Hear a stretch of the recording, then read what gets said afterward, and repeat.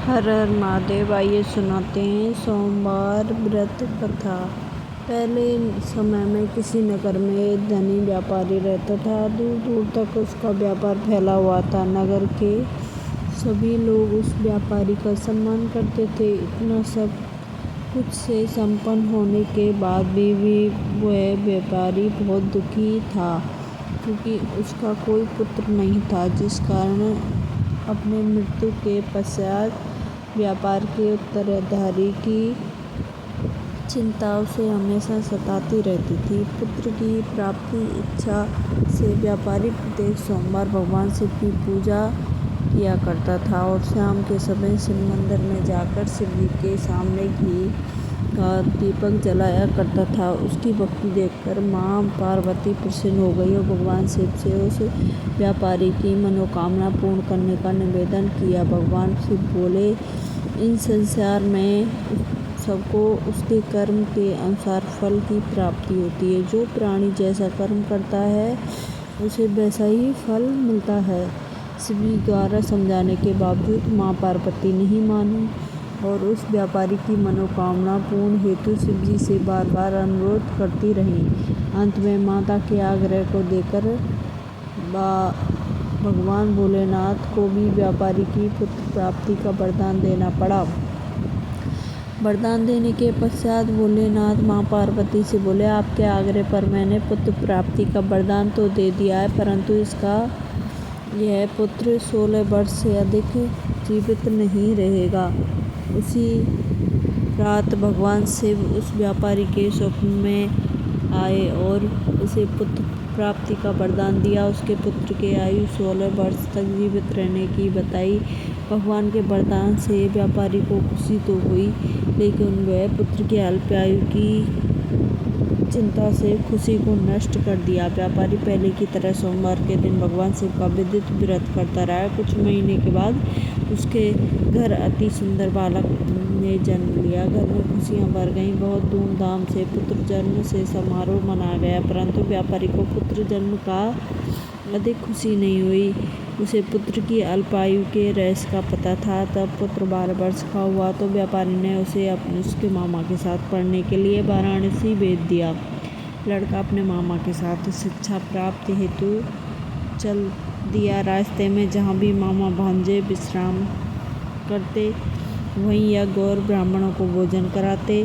लंबी यात्रा के बाद मामा भांजे एक नगर में पहुँचे। इस दिन नगर की राजा की कन्या का विवाह था, जिस कारण पूरे नगर को सजाया गया था। निश्चित समय पर बारात आ गई, लेकिन वर का पिता अपने बेटे के लिए एक आंख से काना होने के कारण बहुत चिंतित था। उसे भय था कि इस बात का पता चलने पर कहीं राजा विवाह से इनकार न कर दे, इससे उसकी बदनामी भी होगी। जब वर के पिता ने व्यापारी को पुत्र को देखा तो उसके मन में एक विचार आया। उसने सोचा, क्यों ना लड़के के दूल्हा बनाकर राजकुमार से विवाह करा दूं। विवाह के बाद उसको धन देकर विदा कर दूंगा। राजकुमारी को अपने नगर ले जाऊंगा। वर के पिता ने लड़के के मामा से इस संबंध में बात की। मामा ने धन मिलने के लालच में वर के पिता की बात स्वीकार कर ली। पिता को दूल्हे का वस्त्र पहनाकर लड़के को दूल्हे का वस्त्र पहनाकर राजकुमारी से विवाह करा दिया। राजा ने बहुत सारा धन देकर राजकुमारी को विदा किया। शादी के बाद लड़का जब राजकुमारी से साथ लौट रहा था तो वह सच नहीं छिपा सका। उसने राजकुमारी के ओढ़नी पर लिख दिया, राजकुमारी, तुम्हारा विवाह मेरे साथ हुआ है। मैं वाराणसी पढ़ने जा रहा हूँ। अब तुम्हें जिस नवयुवक की पत्नी बनना पड़ेगा वह कान्हा है। जब राजकुमारी ने अपनी ओढ़नी पर पढ़ा लिखा पढ़ा तो उसने कान्हे लड़के के साथ जाने से इनकार कर दिया। राजा सब बातें जानकर राजकुमारी को महल में रख लिया। उधर लड़का अपने मामा के साथ वाराणसी पहुंचा और गुरुकुल में पढ़ाई शुरू कर दी। जब उसकी आयु 16 वर्ष की हुई तो उसने यज्ञ किया। यज्ञ समाप्ति में ब्राह्मणों को भोजन कराया, खूब अन्न वस्त्र दान किए। रात को वह शयन कक्ष में सो गया। शिव के वरदान के अनुसार शयन कक्ष में ही उसके प्राण पखेरु उड़ गए। सूर्योदय पर मामा मृत भांजे को देखकर रोने पीटने लगे। आसपास के लोग भी एकत्रित होकर दुख प्रकट करने लगे। लड़के के मामा के रोने और विलाप करने के समीप से गुजरते हुए भगवान शिव पार्वती भी सुने। पार्वती ने भगवान शिव से कहा, प्राणनाथ, मुझे इसके रोने पर स्वर सहन नहीं हो रहा है। आप इस व्यक्ति के कष्ट को अवश्य दूर करें। भगवान शिव ने पार्वती के साथ अदृश्य रूप में समीप जाकर देखा तो भोलेनाथ पार्वती से बोले, यह तो उसी व्यापारी का पुत्र है जिसे मैंने 16 वर्ष की आयु का वरदान दिया था। उसकी आयु पूरी हो गई है। माँ पार्वती ने फिर भगवान शिव से निवेदन किया कि उस बालक को जीवन देने का आग्रह किया। माता पार्वती के आग्रह करने पर भगवान शिव ने उस लड़के को जीवन देने का वरदान दिया और कुछ ही पल में वह जीवित होकर बैठ गया। शिक्षा समाप्त करके लड़का मामा के साथ अपने नगर की ओर चल दिए। दोनों रास्ते में उसी नगर में पहुंच गए जहां उसका विवाह हुआ था। उस नगर में भी यज्ञ का आयोजन किया। समीप से गुजरते हुए नगर के राजा ने यज्ञ का आयोजन देखा।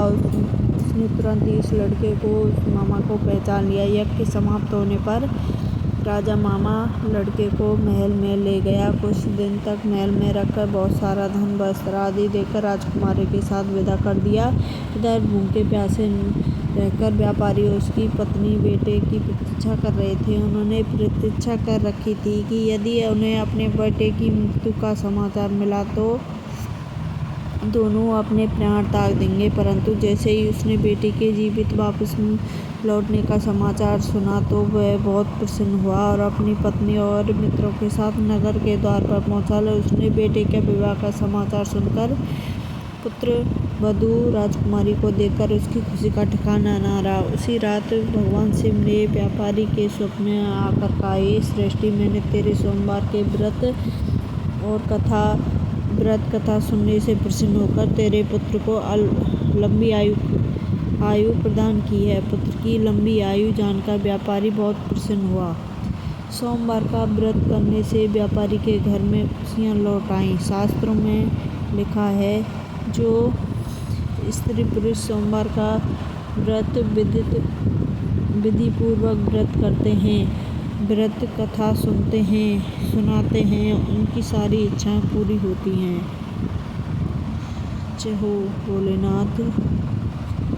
सब पे कृपा बरसाए रखना। प्लीज़ लाइक सब्सक्राइब करें जिन्होंने चैनल को सब्सक्राइब नहीं किया है। बेल आइकन को दबाएं। हर हर महादेव।